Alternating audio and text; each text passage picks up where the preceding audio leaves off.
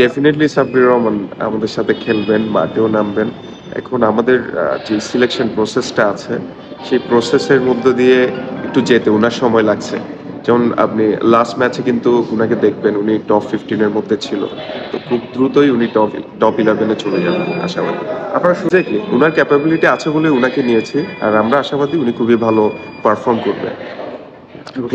Coaching যারা আপনার coaching staff যারা আছে ওনারা কি পরিমাণ এফোর্ট দিচ্ছে এটা সারপ্রাইজিং। এটা হয়তো সবার চোখের সামনে আসছে না, কিন্তু ওনারা অনবরত ওদেরকে মেন্টালি আপনার এন্টারটেইন করার চেষ্টা করছে, রিল্যাক্সেশনের জন্য ওনারা কাজ করছে।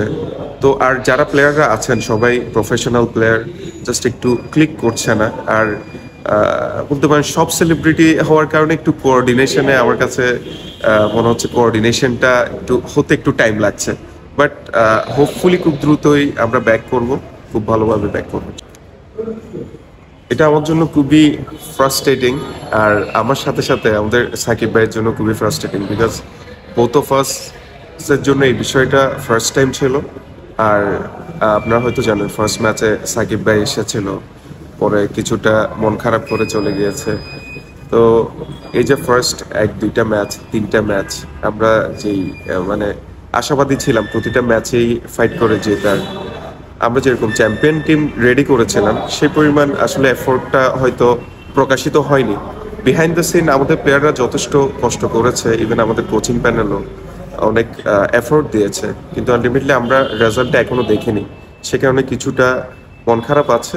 বাট এক্সপেক্ট করি আমাদের টিমে যেহেতু সব ভালো ভালো প্লেয়াররা আছেন, আমরা খুব দ্রুতই কামব্যাক করতে পারবো।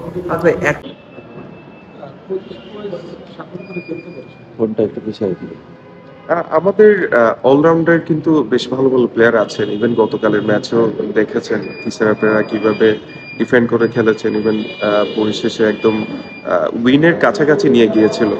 তো সেক্ষেত্রে কিছুটা হয়তো দুর্বলতা আছে, যেটা আমরা আরো কিছু প্লেয়ার আনার প্ল্যান করছি। আর প্রথমের দিকে ওই যে আপনি যেটা বলেছিলেন কিছুটা দুর্বলতা আছে, কিন্তু আলটিমেটলি এমন না যে একদম দুর্বল, মানে খুবই কি বলে উইক বিষয়টা এমন না। তবে না, বাইরের প্লেয়ার বলতে আপনারা তো জানেন জেসন রয় খুবই দ্রুতই আসবে। আর আজকেও আমরা নিউজ পেয়েছি সাইমাই ইনজুর্ড হয়ে গিয়েছে। তো সব মিলিয়ে এটা আমাদের জন্য একটু ব্যাড লাকই বলতে পারেন যে আমাদের টপ পারফর্মিং যেই প্লেয়ারগুলো আমরা সিলেক্ট করেছিলাম ওনারা সামহাউ ইনজুর্ড, এনওসি বিভিন্ন বিষয়ের কারণে আসতে পারছেন না।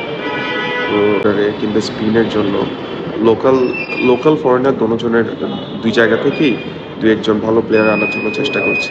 ভাইয়া